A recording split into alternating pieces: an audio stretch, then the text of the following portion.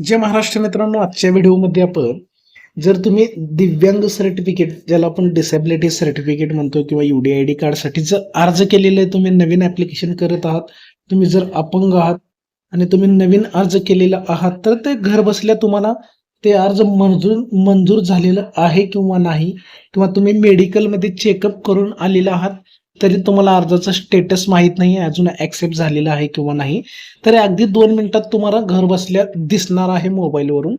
तर त्यासाठी तुम्हाला सर्वप्रथम तर जी शासनाची दिव्यांग कार्ड बनवण्याची वेबसाईट आहे, ते म्हणजे स्वावलंबन.gov.in, स्वावलंबन कार्ड.gov.in या वेबसाईटवरती यायचं आहे, किंवा UDID कार्ड असं गुगलला सर्च करायचं आहे.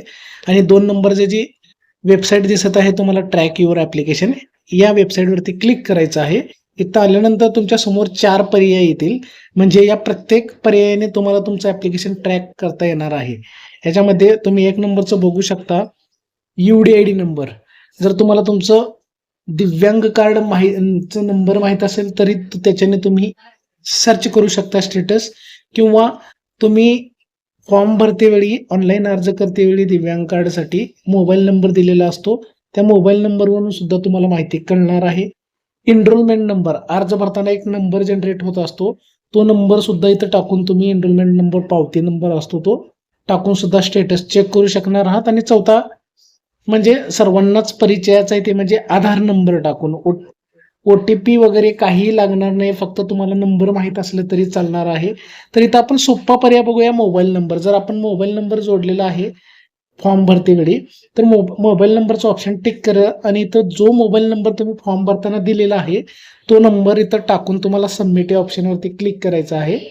आणि सबमिट केल्यानंतर तुमच्या समोर असं स्टेटस येणार आहे. तुमच्या अर्जाची स्थिती बघू शकता. इथं सर्वात महत्त्वाचं, ऍक्सेप्ट झाला आहे, रिजेक्ट झालेला आहे, हे कसं कळणार आहे तुम्हाला इथं?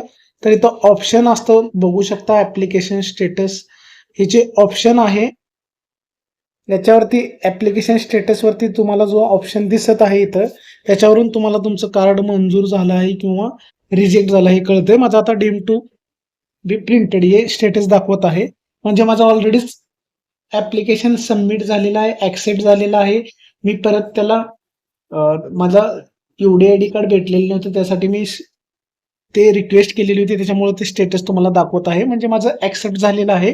तुमचं जर नवीन ऍप्लिकेशन केलेलं असाल तर तुम्हाला इथं एकतर पेंडिंग दाखवाल, जर पेंडिंगमध्ये असेल इथंच, किंवा रिजेक्ट झालं असलं तर रिजेक्टचं ऑप्शन येईल, आणि ऍक्सेप्ट झालं असलं तर ऍक्सेप्ट झालेलं ऑप्शन येईल.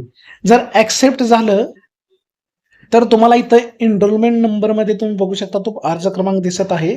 आणि जर तुमचं ऍक्सेप्ट झालेलंच असेल, मंजूर झालेलं असेल, तर हे UDID नंबर जनरेट होतो ऍक्सेप्ट झाल्यानंतर. जर इथं UDID नंबर जर तुमचा आलेला असेल तर तुमचा अर्ज मंजूर झालेला आहे असं समजू शकता. आधार नंबर दिसतो, मोबाईल नंबर दिसतो, इथं नाव सुद्धा दिसणार आहे, कुणाच्या नावावरती आहे. तर अशा संपूर्ण स्टेटस तुम्हाला अर्जाचं घर बसल्या मोबाईलवरून पाहता येणार आहे, कुठेही जायची गरज नाहीये. तर असं घर बसल्या तुम्ही स्वतःच्या मोबाईलवरून UDID कार्डचं स्टेटस तुम्ही पाहू शकणार आहात.